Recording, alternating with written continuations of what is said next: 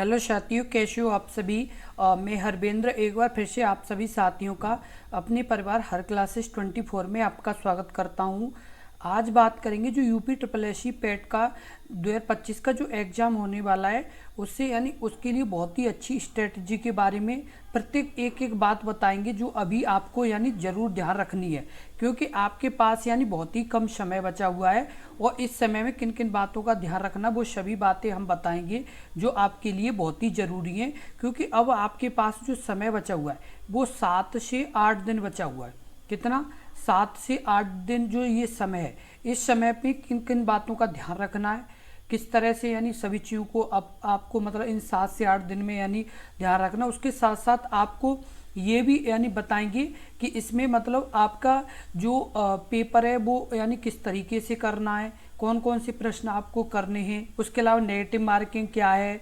उसके अलावा आपकी ये भी बताएंगे कि इसमें मतलब जैसे कितने फॉर्म भरे गए हैं। उसके अलावा ये भी बताएंगे कि आपके यानी इसमें जो सब्जेक्ट में वो क्या क्या सब्जेक्ट मतलब आएंगे, सभी यानी जानकारी आपको इस वीडियो में मिलेगी। और साथ के साथ आपको बताएंगे कि किस किस सब्जेक्ट से कितने प्रश्न पूछे जाएंगे, तो पूरी जानकारी आपको इस वीडियो में मिलेगी। तो आप शुरू से लेकर के एंड तक जरूर देखें, क्योंकि ये आपके लिए बहुत ही अच्छी वीडियो होने वाली है। तो आप इस वीडियो को बिल्कुल भी स्किप ना करें, क्योंकि यदि आपने कहीं भी स्किप किया या कहीं भी वीडियो को आगे बढ़ाया तो हो सकता है कि आपकी कोई यानी ज़रूरी बात यानी निकल जाए। तो आप प्रत्येक बात को देखें, यानी इसमें हम जो बताएंगे वो सुने, तो उससे क्या है कि आपको यानी सभी चीज़ों में ध्यान रख करके आगे बढ़ना है। क्योंकि आपका जो नए अभ्यर्थी उनको तो यानी बहुत ही अच्छे से इसको देखना, साथ के साथ जो पुराने उन्हें भी देखना है, क्योंकि उनकी छोटी छोटी गलतियों के कारण उनका भी काफ़ी यानी रिजल्ट खराब हुआ है।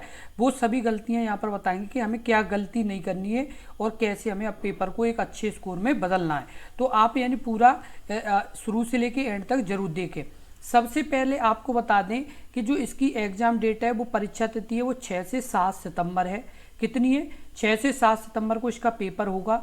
उसके परीक्षा की जो पाली है वो सुबह 10 AM से 12 व शाम को 3 से 5 PM है, यानी 2 PM 2 मतलब पालियों में पेपर होगा आपका।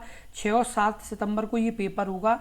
और आपको ये तो पता ही होगा कि परीक्षा केंद्र कितने दूर दूर जा रहे हैं। 100 किलोमीटर से यानी ज़्यादा यानी जा रहे हैं। किसी के 100 हैं, किसी को 120 हैं, किसी को 180 हैं, इस तरह से मतलब किसी के जैसे 100 ही है, किसी के मतलब 200 भी हैं, अलग अलग यानी बहुत बहुत दूर तक यानी सेंटर जा रहे हैं। तो इस चीज़ को भी आपको ध्यान रखना होगा कि आपको क्या करना है, जिससे मतलब आप मतलब आराम से पेपर दे पाएँ। जो यानी जिनके दूर सेंटर जा रहे हैं उन्हें भी बताएंगे कि आपको क्या करना चाहिए, जिससे आपको कोई भी दिक्कत ना हो और आसानी से आप पहुंच भी जाएं और आपका पेपर भी अच्छा हो सके। उसके बाद इसका बता दें आपके परीक्षा का माध्यम, तो परीक्षा का माध्यम है हिंदी और अंग्रेजी। इसका जो यानी परीक्षा का माध्यम है वो हिंदी और अंग्रेजी, इन दो माध्यम है। इन दोनों माध्यम में आपका पेपर आएगा। और यदि अभी तक आपने अपने इस YouTube चैनल को सब्सक्राइब नहीं किया है तो कृपया सब्सक्राइब जरूर कर लें, क्योंकि यदि आप सब्सक्राइब कर लेंगे तो आपको यानी जितनी भी यूपी ट्रिपल एससी पेट से संबंधित या कोई भी जॉब से संबंधित अपडेट होगी, और साथ के साथ सभी यानी गवर्नमेंट जॉब एग्जाम की तैयारी भी कराई जा रही है, जिसमें आपकी यूपी ट्रिपल एससी पेट के लगातार प्रैक्टिस सेट कराए जा रहे हैं, जो कि अभी यानी बहुत ही ज़रूरी है।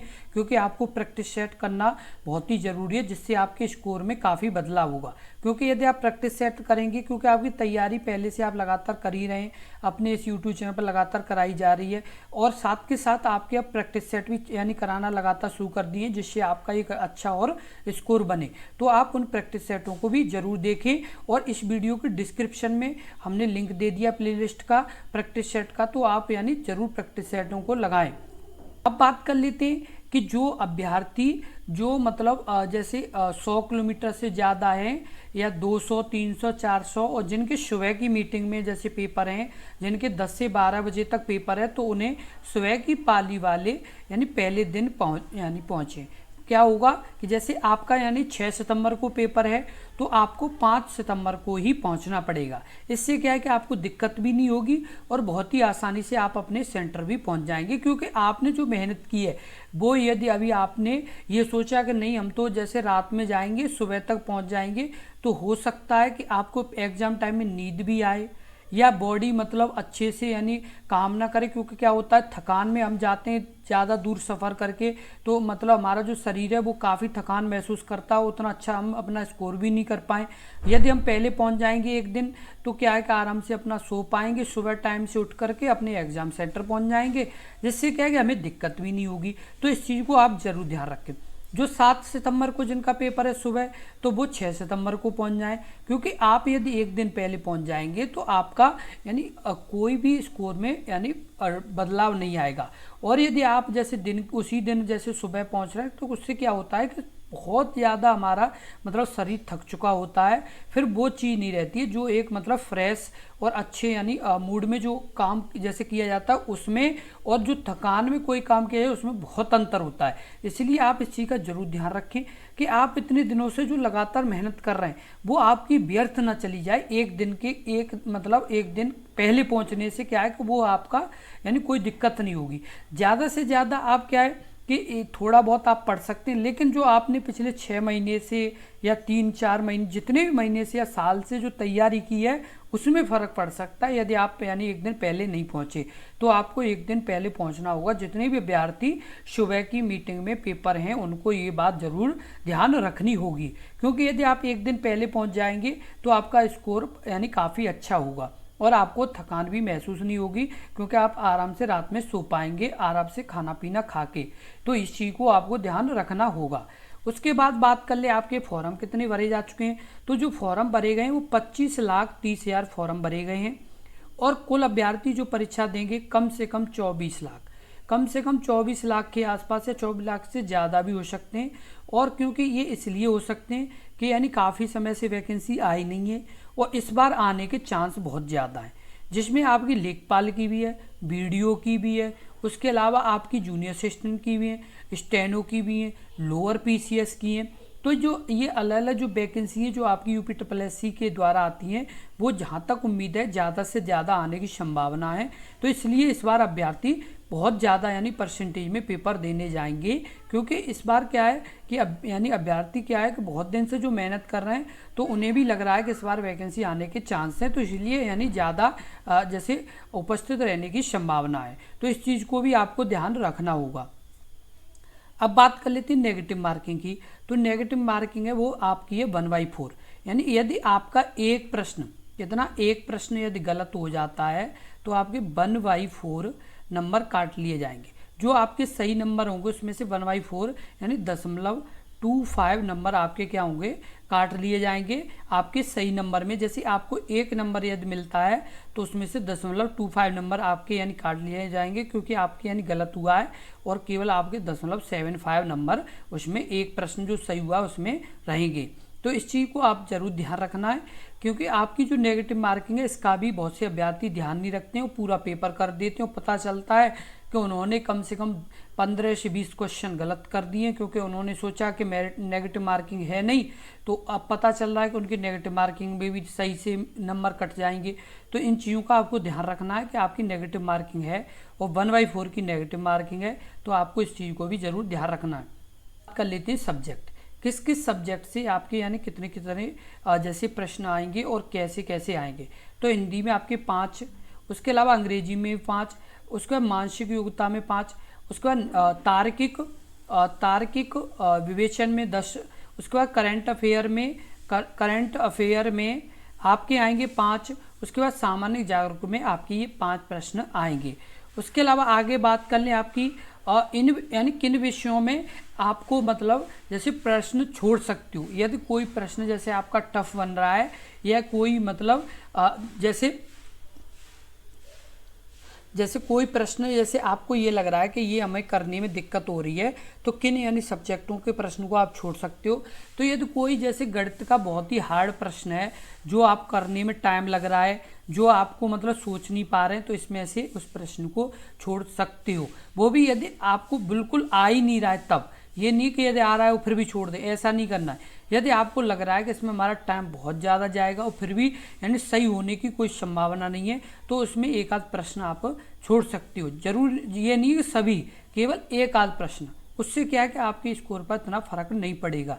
और उसके अलावा जैसे विज्ञान का कोई बहुत हार्ड प्रश्न पूछ लिया गया है तो उसे भी छोड़ सकते हो, या भूगोल से कोई ऐसा प्रश्न है जो बहुत ही ज़्यादा जैसे कठिन पूछ लिया है, जैसे आपकी जल संधि या कोई ऐसा प्रश्न जो आपका मतलब कभी सुना ही ना हो, तो उस तरह का प्रश्न है तो उसे आप छोड़ सकते हो। तुक्का नहीं लगाना है। तुक्का क्या है कि तुक्का हमेशा गलती जाता है, तो इस चीज़ का भी ध्यान रखना है कि तुक्का यानी यदि आपका अच्छा स्कोर बन रहा है तो आपको तुक्के का यानी वो नहीं करना है कि हम मतलब कुछ भी टिक लगा दें, ये नहीं करना है, क्योंकि टिक जब ही लगाया जाता है जब मतलब हमें ये लग रहा है कि हमारा पेपर बिल्कुल हो ही नहीं रहा है, हमारा रिजल्ट अच्छा आएगा ही नहीं, तो उसमें एक बार को सोचते हैं। लेकिन जब आपका रिजल्ट अच्छा हो रहा है तो आपको ये सोचना ही नहीं है, आपको प्रॉपर पेपर करना है। उसके अलावा अर्थव्यवस्था में यदि कोई प्रश्न आपका जैसे बहुत ही हार्ड है, जो आपने कभी यानी सुना नहीं है ना ही कभी पढ़ा है, तो उसमें एक आध प्रश्न आप छोड़ सकते हो। उसके बाद जैसे इतिहास है, इतिहास में कोई ऐसा प्रश्न है जो आपका डेट से संबंधित है, या कोई ऐसा है जो आपने मतलब उसके बारे में कभी जानकारी ही नहीं है उसकी, तो उसको भी आप एक प्रश्न को छोड़ सकते हो। लेकिन कोशिश यही करनी है कि कोई भी प्रश्न नहीं छोड़ें, क्योंकि जितना आप प्रश्न कम छोड़ेंगे उतना ही आपका अच्छा स्कोर होगा। लेकिन बाई चांस यदि आपके साथ इस तरह का होता है कि बहुत ही ज़्यादा हार्ड है, उसके बारे में कभी सुना नहीं है, कभी यानी उसकी जानकारी नहीं मिली है, तो एक आपकी क्या है एक मजबूरी है, तो उसे छोड़ना पड़ेगा। तो इस चीज़ का आप ज़रूर ध्यान रखें। उसके अलावा बात कर लें आपके जैसे सामान्य हिंदी में कौन कौन से टॉपिक से आपके प्रश्न पूछे जाएंगे, तो हिंदी व्याकरण में आपके संधि, समास, आपके क्या यानी समास से समास, उसके बाद आपके वाक्य यानी जो वाक्य शुद्धि है क्या है वाक्य शुद्धि, उसके अलावा तत्सम, तद्भव, उसके अलावा आपके हिंदी काव्य जिसमें अलंकार हैं, हिंदी शब्दावली जैसे पर्यायवाची, विलोम विलोम शब्द हैं आपके, उसके अलावा हिंदी विविध में मुहावरे, लोकोक्ति हैं जो आपकी यानी जरूरी हैं, इनको भी आपको क्या है ध्यान रखना। क्या क्या जैसे हिंदी व्याकरण में संधि, समास, वाक्य शुद्धि, तत्सम, तद्भव, हिंदी काव्य, अलंकार, हिंदी शब्दावली, पर्यायवाची, विलोम शब्द, हिंदी विविध, मुहावरे, लोकोक्ति और अपठित गद्यांश यानी अनुच्छेद, इन सभी टॉपिक को अच्छे से आपको रिवीजन करके जाना है, जिससे क्या है कि आपका स्कोर और अच्छा होगा, क्योंकि ये टॉपिक तो आपके आने ही हैं, इनसे तो आपको प्रश्न देखने को मिलेगा ही जो सामान्य हिंदी के, तो आपको ये अच्छे से रिवीजन करके जाने और आपको एग्जाम टाइम में भी इन्हें बहुत ही आसानी से करना, क्योंकि ये आपके टॉपिक अच्छे से आने चाहिए और आपको ये प्रश्न आपको अपने एग्जाम में करने होंगे। इस चीज़ का आप जरूर ध्यान रखें। कर ले विषय कौन कौन से, जैसे आपका भारतीय इतिहास उसमें 10 प्रश्न, भूगोल में 10 प्रश्न, और उसके बाद अर्थव्यवस्था में किसमें अर्थव्यवस्था में आपके कितने प्रश्न 10, उसके बाद संविधान में भी 10 और विज्ञान में भी 10 प्रश्न। तो ये आपके क्या है ये टॉपिक है जिनसे आपके प्रश्न पूछे जाएंगे, जिसमें आपका एक अच्छा स्कोर बन सकता है, जो आपके मतलब ये भी टॉपिक हैं जिनसे आपके प्रश्न बनेंगे। उसके अलावा बात कर लें तार्किक विवेचन एवं तर्क, इसमें आपके 10 प्रश्न आएंगे, ग्राफ चार्ट तालिका इसमें भी आपके 5 प्रश्न आएंगे, डेटा विश्लेषण व सांख्यिकी इसमें भी 5 अंक आएंगे, और मानसिक योग्यता इसमें भी 5 अंक आएंगे, और अंकगणित इसमें भी 5 अंक आएंगे। ये सभी क्या है आपके टॉपिक हैं जिनसे आपकी क्या है कि पूरे पेपर बनेगा, जो आपके यानी पेपर में प्रश्न पूछे जाएंगे वो इन्हीं टॉपिक से पूछे जाएंगे। हम आपको बार बार बता रहे हैं आपको किस तरह से तैयारी करनी है, किस तरह से अच्छे नंबर लाने हैं, तो उसके लिए आपके पास सबसे बेस्ट उपाय है कि यानी आप अच्छे से क्या करें, अच्छे से अपनी पढ़ाई करें और एक अच्छा स्कोर लाएं, क्योंकि एक अच्छा स्कोर जब ही आएगा जब आपकी तैयारी अच्छे लेवल की होगी। क्योंकि इस बार जहाँ तक उम्मीद है, जितनी यानी उम्मीद है वो उतनी यही है कि इस बार लेखपाल की भी वैकेंसी आएगी, वीडियो की भी आएगी, और आपके उसके अलावा जूनियर असिस्टेंट की भी आएंगी, उसके अलावा आपकी लोअर पीसीएस की भी आने की संभावना है, उसके अलावा स्टेनो वगैरह की भी वैकेंसी, जितनी भी यूपी SSS के द्वारा वैकेंसी आती हैं उन सभी के आने के चांस है, क्योंकि बहुत यानी वर्ष से यानी इसमें वैकेंसी नहीं आई है यूपी SSS में, जो आपकी ना तो लेखपाल की आई है काफ़ी समय से, ना ही आपकी वीडियो की आई है। तो ये वैकेंसी ऐसी है जिनमें आने की अभी पूरे चांस हैं, और इस बार आपको स्कोर अच्छा करना होगा। स्कोर जब भी अच्छा होगा जब आपकी एक अच्छी पकड़ होगी अपने इन सब्जेक्टों पर, और ये पकड़ जब भी बन सकती है जब आप अभी भी अच्छे से उसे रिवीजन करें, और साथ के साथ आप प्रैक्टिस सेट जरूर लगाएं। क्या आप जो हम प्रैक्टिस सेट आपको करा रहे हैं, क्या जो आपको प्रैक्टिस सेट करा रहे हैं हम उसे ज़रूर लगाएं, क्योंकि यदि आप प्रैक्टिस सेट को करेंगे तभी एक अच्छा स्कोर बनेगा। इस वीडियो के डिस्क्रिप्शन में हमने लिंक दे दिया है, वहाँ जाकर के उन सभी प्रैक्टिस सेट को जरूर देखें, क्योंकि यदि आप प्रैक्टिस सेट को देखेंगे तो उससे आपको ये पता चलेगा कि हमारे यानी कौन कौन से टॉपिक में क्या क्या दिक्कत आ रही है, कौन से टॉपिक हमारे सही है। इस चीज़ का आप ज़रूर ध्यान रखें और अच्छे से अपनी तैयारी करें, क्योंकि अभी आपके पास टाइम है। इन 6 से 7 दिन या 8 दिन जो बचे हुए हैं आपके पास, इनमें आपको ज़्यादा से ज़्यादा प्रैक्टिस करनी है, ज़्यादा से ज़्यादा रिवीजन करना है, जिससे एक भी टॉपिक छूट नहीं पाए और आपका एक अच्छा स्कोर बने, क्योंकि इस बार आपको अच्छा स्कोर लाना। और एक और बात आपको ध्यान रखना होगा कि इस बार जो आपका पैट है ये 3 वर्ष के लिए मान्य है। कितने? 3 वर्ष के लिए मान्य है।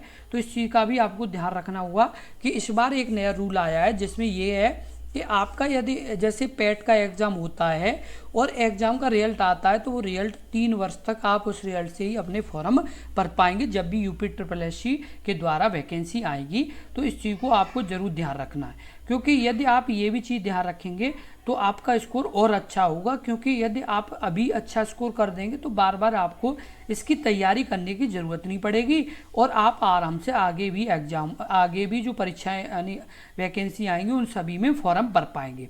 तो इस चीज़ का आप ज़रूर ध्यान रखें और इस वीडियो को ज़्यादा से ज़्यादा शेयर करें, जैसे कि आपके जैसे रिलेटिव या आपके दोस्त या आपके जैसे पहचान में जो यानी UP पैट की तैयारी कर रहे हैं, उन सभी को इस वीडियो को भेजें। क्योंकि जितने अभ्यर्थी आप यानी जोड़ेंगे, जितने अभ्यर्थी आप यानी अपने इसे परिवार से लगातार जुड़वाएंगे, उससे क्या है कि आपकी कंपटीशन का पता चलेगा। जो हम प्रैक्टिस सेट करा रहे हैं उससे क्या है कि आपको ये पता चलेगा कि हम ज़्यादा जैसे प्रैक्टिस सेट में प्रश्न कर पा रहे हैं या अन्य अभ्यर्थी कर पा रहे हैं, और जैसे हम पर कौन से प्रश्न का उत्तर नहीं आ रहा अन्य अभ्यर्थी बता पा रहे हैं। तो ये सभी चीज़ों से क्या है कि हमारी तैयारी और अच्छी होती है। तो आप यानी ज़्यादा से ज़्यादा वीडियो को जरूर शेयर करें, जिससे और भी अभ्यर्थियों को इस यानी जो ये पूरी हमने जो जानकारी दी है, जो आपको यानी तरीका बताया, जो आपको मतलब सभी चीज़ें यानी प्रॉपर बताई, वो सभी यानी अन्य अभ्यर्थियों को भी पता चल सकें। इसलिए इस वीडियो को ज़्यादा से ज़्यादा जरूर शेयर करें। और यदि आपको वीडियो अच्छे से समझ में आ गया हो, प्रत्येक बात आपके अच्छे से समझ में आ गई हो, आपको हम अच्छे से समझा पाए हों, तो वीडियो को लाइक ज़रूर कर दें। क्योंकि यदि आप लाइक कर देंगे तो उससे क्या है कि हमें ये महसूस होगा कि हाँ, हम आपको अच्छे से समझा पाएँ और आप भी अच्छे से समझ गए। इसलिए वीडियो को लाइक ज़रूर कर दें। धन्यवाद।